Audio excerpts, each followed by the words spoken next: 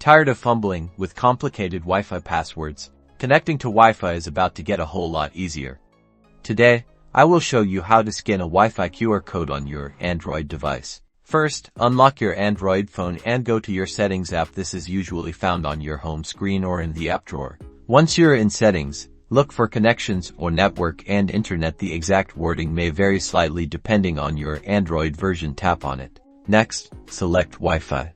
Now, look for a QR code scanner icon. It's often located near the top right corner of the screen, next to the Wi-Fi list, or within the Wi-Fi advanced settings. It usually looks like a small square with lines inside. Tap on that icon. This will open your phone's camera in QR code scanning mode. Now, simply point your camera at the Wi-Fi QR code. Make sure the QR code is clearly visible within the frame. Your phone will automatically recognize the QR code and display a Connect to Network prompt or similar message. Tap the Connect button, and that's it.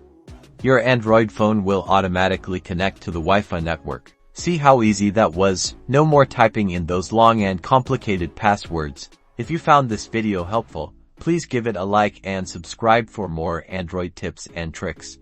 Let me know in the comments if you have any questions. Thanks for watching.